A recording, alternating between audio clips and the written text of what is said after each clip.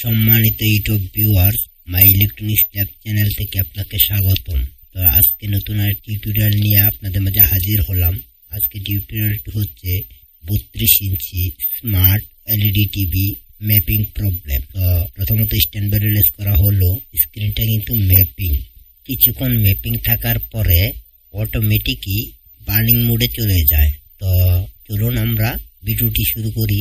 তো প্রথমত আমরা টিভির মডেল নাম্বারটা দেখে নিব।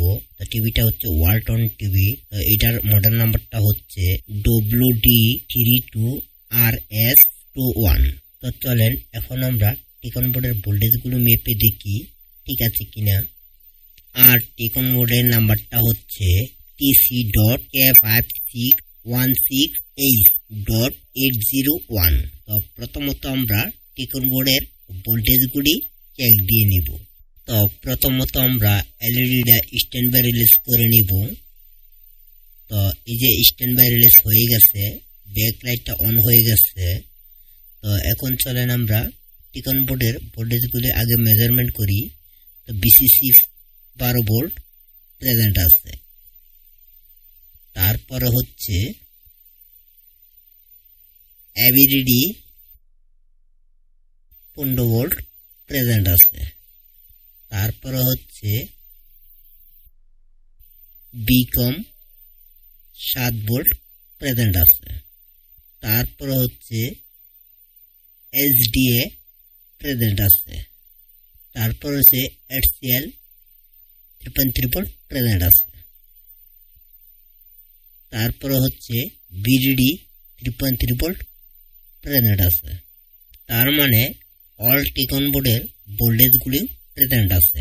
এবং এই সমস্যাটা যেহেতু এলবিডিএস কানেকশন থেকে বেশি আসে, সেক্ষেত্রে আমি এলবিডিএস কানেকশনটা খোলার পরে খুলে ভালো করে ওয়াশ করে নিচ্ছি। তারপর সমস্যাটা সমাধান হয়নি। তো এখন চলেন আমরা নিচে স্কেলার বোর্ডের কিছু ভোল্টেজ মেজারমেন্ট করি। তো প্রথমত বিজিএল ভোল্টেজ -7 ভোল্ট প্রেজেন্ট আছে। তারপরে হচ্ছে এবিডিডি 15 ভোল্ট প্রেজেন্ট আছে। তারপরে হচ্ছে ডিবিডিডি 3.3 ভোল্ট প্রেজেন্ট আছে। তার মানে স্কেলার বোর্ডেরও সম্পূর্ণ ভোল্টেজ প্রেজেন্ট আছে। আর এখানে দেখেন যে ডিবিডিডি যে ভোল্টেজটা, ওই ভোল্টেজটা ডাইন সাইডের কফে এবং বাম সাইডের কফে দুনো কফেই কিন্তু ঢুকছে। এখন আমরা এই ভোল্টেজটা সেম টু সেম আমরা ডাইনে এবং বামে চেক দিব যে ভোল্টেজটা অ্যাকচুয়ালি কফের ভিতরে ঢুকছে কিনা। তো চলেন এখন আমরা বাম পাশে যে কপটা, এই কপের 3.3 ভোল্ট মেপে দেখি আছে কিনা। তো এই যে এই পিনটা হচ্ছে বাম সাইডে কফের 3.3 ভোল্টের টেস্ট পয়েন্ট। এখানে দেখেন 3.3 ভোল্ট কিন্তু মিসিং, এখানে 3.3 ভোল্টটা নাই। তো চলেন এখন আমরা ডাইন পাশে যেই সুইচ কপটা, ওই কফের ভোল্টেজটা চেক দেই।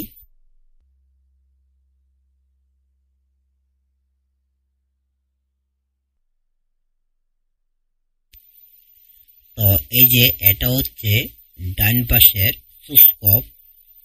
তো এই যে এই টেস্ট পয়েন্টটা হচ্ছে ডিবিডিডি 3.3 ভোল্টের টেস্ট পয়েন্ট। এখানে কিন্তু 3.3 ভোল্টটা প্রেজেন্ট নাই।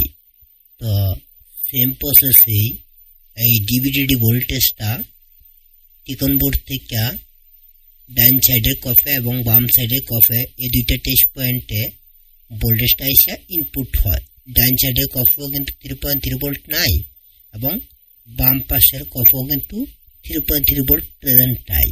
তো চলেন এখন আমরা এই 3.3 ভোল্টটা মডিফাই করি। তো তার আগে আমরা এই যে দুইটা সুইচ কপের যে টেস্ট পয়েন্টগুলি, ওই টেস্ট পয়েন্টগুলি আমরা দেখে নিব শর্ট আছে কিনা। তো মিটারের বার্তার মোডে রেখে নেগেটিভ কানেকশনটা নেগেটিভ কানেক্ট করলাম আর পজিটিভটা 3.3 ভোল্টে কানেক্ট করলাম। এই যে এখানে কিন্তু কোনো শর্ট নেই, ডাইনে এবং বামে 2 কপের কোনো কপেই কিন্তু শর্ট শো করে না। তো চলেন এখন আমরা ওই প্যানেলে 3.3 ভোল্টটা মডিফাই করি, তারপরে দেখি প্যানেলের সমস্যাটা সমাধান হয় কিনা। তো এই যে এখানে আমি ডিভিডি যে ভোল্টেজটা 3.3 ভোল্ট, ওই ভোল্টেজটা এখান থেকে 2টা কানেকশন নিয়ে একটা কানেকশন আমি বাম সাইডে সুইচ কপে কানেক্ট করে দিছি 3.3 ভোল্ট, আর আরেকটা কানেকশন নিয়ে আমি ডান সাইডে সুইচ কপে কানেক্ট করে দিছি 3.3 ভোল্টের টেস্ট পয়েন্টে। তো এই 2টা কানেকশন আমি 2 কপে 3.3 ভোল্টের সাথে কানেক্ট করছি। তো এখন আমরা এলইডি টিভিটা স্ট্যান্ড বাই রিলিজ করব। তো চলেন এখন আমরা এলইডি টিভিটা স্ট্যান্ড বাই রিলিজ করি। এই যে স্ট্যান্ড বাই রিলিজ হয়ে গেছে। তো চলেন এখন আমরা স্ক্রিনটা দেখি। তো এই যে এখন কিন্তু যেই সমস্যাটা প্রথম ছিল এই সমস্যাটা আর নাই, একদম ক্লিয়ার ভাবে প্যানেলটা রানিং হয়ে গেছে। ভিডিওটা যদি আপনাদের কাছে ভালো লেগে থাকে তাহলে অবশ্যই লাইক শেয়ার কমেন্ট করবেন, আর চ্যানেল নতুন হলে মাই ইলেকট্রনিক্স ল্যাব চ্যানেলটি সাবস্ক্রাইব করে চ্যানেলের পাশে থাকবেন। আর যদি আপনারা এলসিডি এলইডি প্যানেলের কাজ শিখতে চান স্ক্রিনে দেওয়া নাম্বারে যোগাযোগ করতে পারেন। তো সবাই ভালো থাকবেন, সুস্থ থাকবেন, আল্লাহ হাফেজ।